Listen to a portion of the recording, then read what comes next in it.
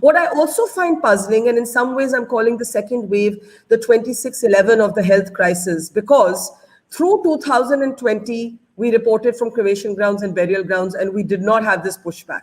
And it seems to me, one, because the scale is so different, two, because it is people like us, our class, that is now watching ourselves on our visual screens. Are we responding in a different way than we did to the plight of the poor? I still believe very strongly that there is essential truth telling that is necessary from these cremation grounds and burial grounds, subject to the consent of the families that you are interviewing and subject to basic editorial good taste, no gory close-ups of faces and so on. But Shruti, I could see you wanting to come in. Dr. Shruti Kapila, go ahead. Hi. First of all, Barkha, my sincere condolences at your loss, as well as massive congratulations, paradoxically, on the excellent work that you're doing. We're all grateful to you for that. Let me just say that what is happening in India is a public spectacle. It is a public death. What sort of privacy can be had in this moment is anyone's guess.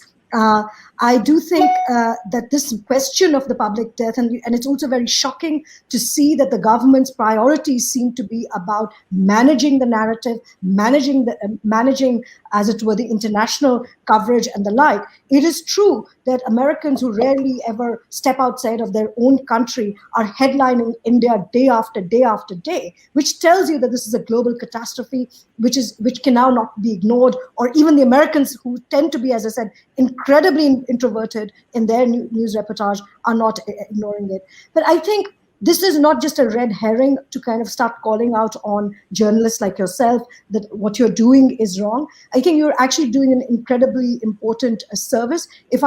As a historian, I would say this moment speaks to the 1943 Bengal famine, when you had people dying on the streets of Calcutta, which really then meant going back straight to Churchill. It went all the way. This is in the middle of a Second World War. This is not a minor thing that is happening. I think the time has come in India to set the debate. Why is it that 1 year later we have this wave? Why is Bharat Biotech, the privileging of Bharat Biotech, and the jingoistic nationalistic, policy on vaccine, which has caused, which is why we are here? Why is it that there were public rallies going on till last week? Unmasked? Why were our leaders unmasked? I mean, these are the questions to ask, rather than to actually question the nature of journalism and the work that people are doing at cremation grounds. So yes, it is a deflection tactic, but I also think it's too late now to control this narrative.